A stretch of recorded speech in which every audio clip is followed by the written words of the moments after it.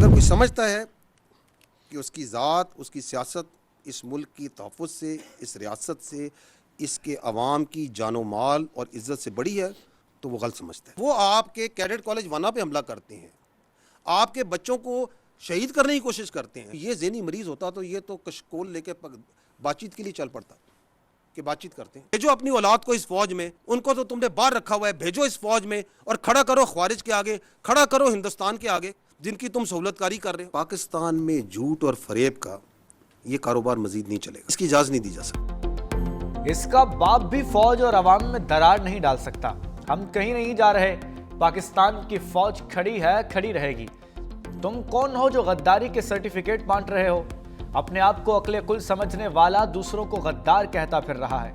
ترجمان پاک فوج نے کہا، ہم نے اس ریاست کے تحفظ کی قسم کھائی ہے۔ تمہارے پاس ایک صوبے کی حکومت ہے، اس پر بات کیوں نہیں کرتے؟ 3 دن پہلے بیانیہ دیا خارجیوں سے بات کی جائے۔ دہشت گرد بچوں کو شہید کر رہے ہیں، یہ کہہ رہا ہے مذاکرات کیے جائیں۔ کہنا تھا پشاور میں دہشت گردوں کا دفتر کھولا جائے۔ بھیجو اپنی اولاد کو فوج میں اور خارج کے آگے کھڑا کرو۔ تم نے تو اپنی اولاد کو باہر رکھا ہوا ہے۔ D G I S P R نے کہا، ریاست پاکستان کا موقف ہے، فتنہ الخارج سے بات نہیں ہوگی۔ اگر کوئی سمجھتا ہے کہ اس کی ذات اور سیاست ملک اور عوام کی جان و مال سے بڑی ہے تو وہ غلط سمجھتا ہے۔ اس پاکستان میں جھوٹ اور فریب کا کاروبار مزید نہیں چل سکتا۔ تب ہونک رہا ہو تو زیادہ پریشان ہونے کی ضرورت نہیں۔ D G I S P R کا وزیر اعلیٰ خیبر پختونخوا سے متعلق سوال پر جواب، خیبر پختونخوا میں گورنر راج لگانے کا فیصلہ حکومت کا ہے، فوج کا اس سے کوئی لینا دینا نہیں۔ خیبر پختونخوا پولیس قربانیاں دے رہی ہے، کیا آپ اسے مضبوط کر رہے ہیں؟ D G I S P R نے کہا، دہشت گردی ایک دن میں ختم نہیں ہوگی، اس کے لیے سیاسی مرضی کی ضرورت ہوگی۔ ہم ملک میں جنگ لڑ رہے ہیں، انٹیلیجنس بیسڈ آپریشن ہو رہے ہیں۔ ہم نے کبھی افغانستان رجیم سے بات کرنے سے انکار نہیں کیا۔ فوج نہیں، حکومت ریاست ہوتی ہے، فوج ریاست کا ایک ادارہ ہے۔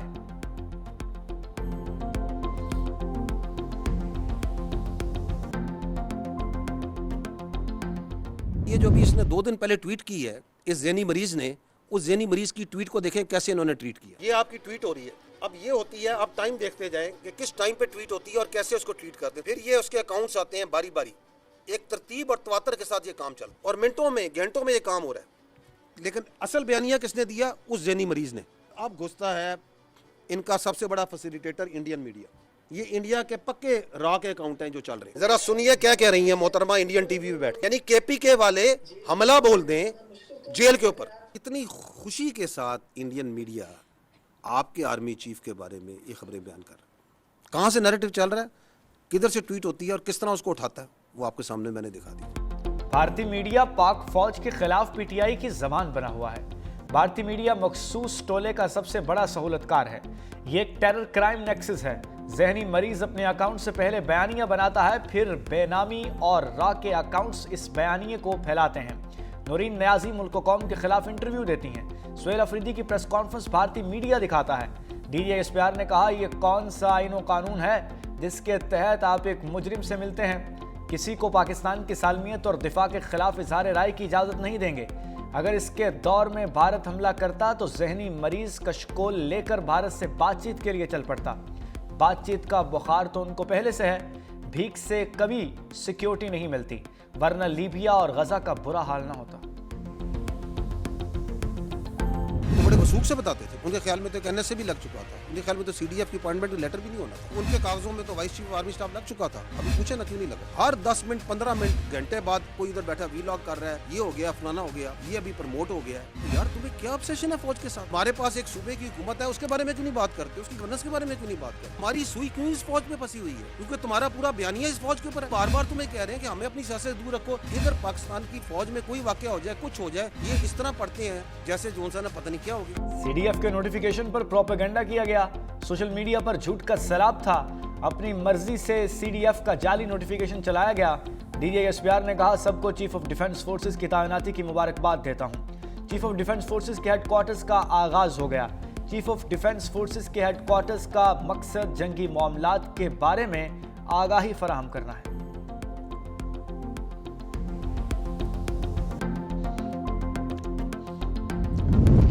قوم کو اپنی بہادر افواج اور آپ کی قیادت پر ناز ہے، وزیر دفاع خواجہ آصف کا ایکس پر بیان، لکھا اللہ کے رحمت اور فضل سے جن فاتحین نے قوم اور ملک کو تاریخ ساز فتح سے نوازا، آج قوم ان کو اور ان کی کمانڈ میں لاکھوں وطن کے محافظوں کی لازوال خدمت کے اعتراف میں سپہ سالاروں کو اعزاز سے نواز رہی ہے۔ فیلڈ مارشل سعید عاصم منیر اور air chief marshal Zaheer Ahmed Babar Sidhu بھی ان کو بھی مبارک ہو۔ ان کو بھی اب قوم سے معافی مانگنی چاہیے۔ سول سائڈ یہ کہہ رہی ہے، ملٹری سائڈ یہ کہہ رہی ہے، سنسنی پھیل گئی، فلاں ہو گیا، آسمان گرنے لگا ہے۔ ناظرین یہ دیکھیں کہ اب جو ہے وہ بالکل گڑبڑ ہو چکی ہے اور دراڑ پڑ چکی ہے اور دراڑ بہت بڑھتی جا رہی ہے۔ شرم آنی چاہیے، کیونکہ ملک دشمنی کریں گے، جیلوں کے باہر لا اینڈ آرڈر کی سچویشن کریٹ کریں گے، رولز میں اجازت نہیں ہے۔ اب وہ بھی ملاقات انہوں نے بند کروا دی جس کی اجازت تھی۔ باہر بیٹھے بھگوڑوں اور ملک میں سینئر صحافیوں نے پروپیگنڈا کیا کہ لڑائی ہو گئی، دراڑ پڑ گئی، اللہ کا فضل، سب کو ناکامی ہوئی۔ وزیر اطلاعات عطا طاہر کی پارلیمنٹ ہاؤس میں میڈیا سے گفتگو، کہا جنہوں نے جھوٹے دعوے کیے ان کو قوم سے معافی مانگنی چاہیے، اڈیالہ جیل کے باہر ملک دشمنی کی اجازت نہیں دیں گے۔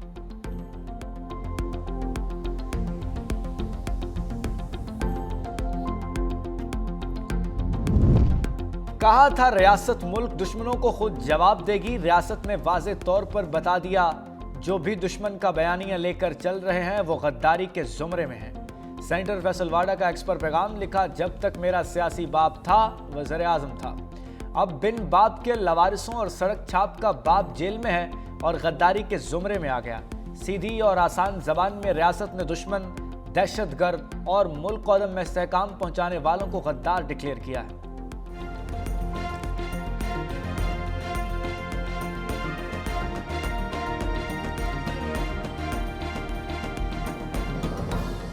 اگر کوئی سمجھتا ہے کہ اس کی ذات، اس کی سیاست اس ملک کی تحفظ سے، اس ریاست سے، اس کے عوام کی جان و مال اور عزت سے بڑی ہے تو وہ غلط سمجھتا ہے۔ وہ آپ کے کیڈٹ کالج ونا پہ حملہ کرتے ہیں، آپ کے بچوں کو شہید کرنے کی کوشش کرتے ہیں۔ یہ ذہنی مریض ہوتا تو یہ تو کشکول لے کے بات چیت کے لیے چل پڑتا کہ بات چیت کرتے ہیں۔ بھیجو اپنی اولاد کو اس فوج میں، ان کو تو تم نے باہر رکھا ہوا ہے، بھیجو اس فوج میں اور کھڑا کرو خوارج کے آگے، کھڑا کرو ہندوستان کے آگے جن کی تم سہولت کاری کر رہے ہو۔ پاکستان میں جھوٹ اور فریب کا یہ کاروبار مزید نہیں چلے گا، اس کی اجازت نہیں دی جا سکتی۔ اس کا باپ بھی فوج اور عوام میں دراڑ نہیں ڈال سکتا۔